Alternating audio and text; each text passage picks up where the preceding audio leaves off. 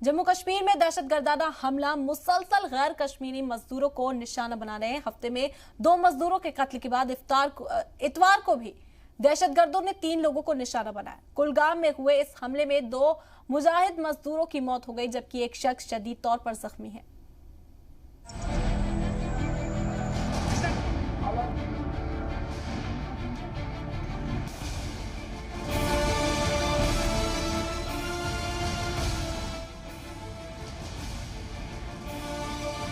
जम्मू कश्मीर में दहशतगर्दों ने मुहाजिर मजदूरों को निशाना बनाना जारी रखा है। लगातार दूसरे दिन घाटी में मजदूरों पर दहशतगर्दों ने हमला किया।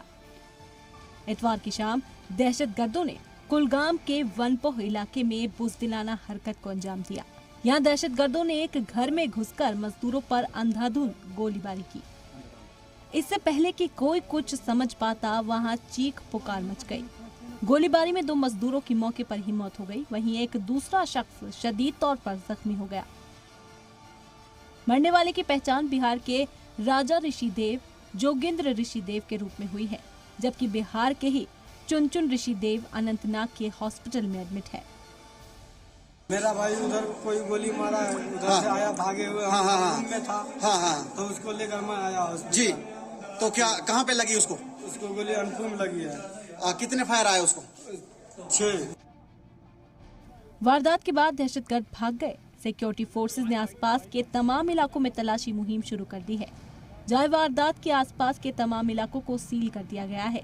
दहशतगर्दों का अब तक कोई सुराग नहीं लगा है। बिहार के वजीर आला नीतीश कुमार ने महलूकीन के खानदान वालों को 2-2 लाख रुपए की इक्तिसादी मदद देने का ऐलान किया है।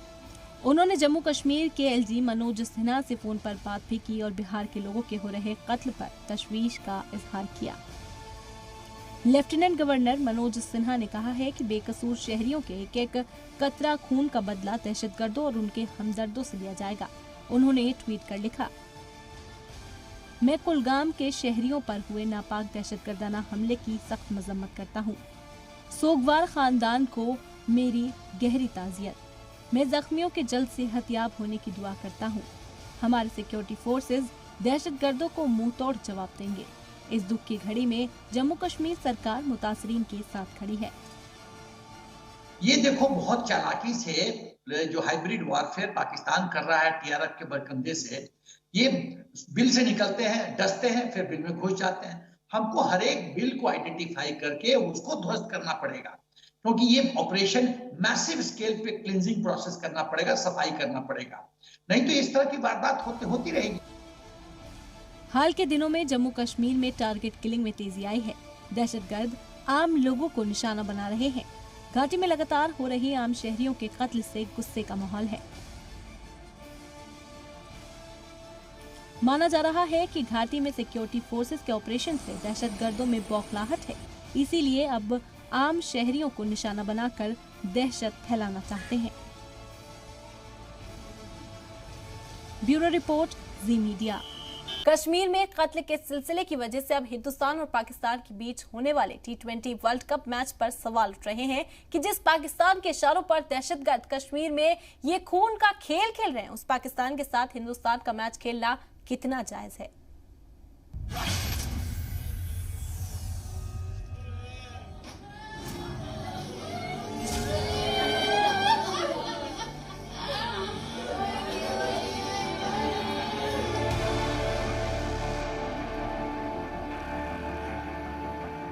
एक तरफ हिंदुस्तान का जन्नत कहा जाने वाला कश्मीर दहशतगर्दी की आग में सुलग रहा है, हिंदुस्तान के जवान शहीद हो रहे हैं, तो दूसरी तरफ दुबई में T20 वर्ल्ड कप चल रहा है, जहां 24 अक्टूबर को वर्ल्ड कप जीतने की होड़ में हिंदुस्तान और पाकिस्तान के बीच मैच होगा।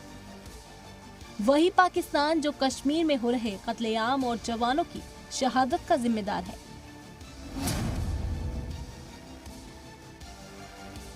अक्सर जिस मुल्क के साथ क्रिकेट मैच को लेकर हिंदुस्तान में सबसे ज्यादा खुशी होती है, वो है हिंदुस्तान और पाकिस्तान का मैच। लेकिन हिंदुस्तान और पाकिस्तान के बीच होने वाले रोमांचक मैच को लेकर अब सवाल उठ रहे हैं।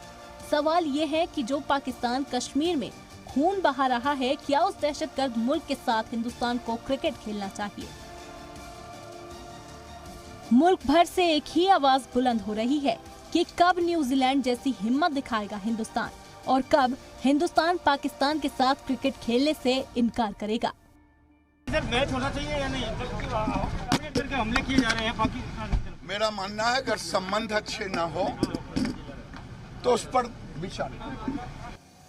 पाकिस्तान बॉर्डर पर गोलियां बरसाता है, पाकिस्तान ही कश्मीर में दहशत फैलाता है और पाकिस्तान ही है जिसकी वजह से बेगुनाह हिंदुस्तानियों का कत्ल हो रहा है।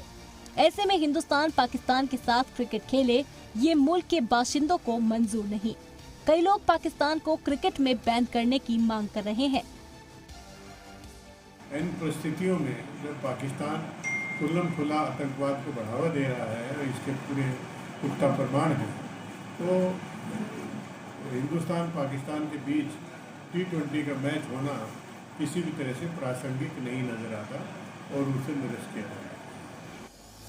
सियासी पार्टियों के लीडर ही नहीं बल्कि शहीद हो रहे जवानों के खानदान भी ये बात कर रहे हैं कि हिंदुस्तान को उस पाकिस्तान के साथ तो क्रिकेट नहीं खेलना चाहिए जो हमारे मुल्क के जवानों की मौत की वजह हो।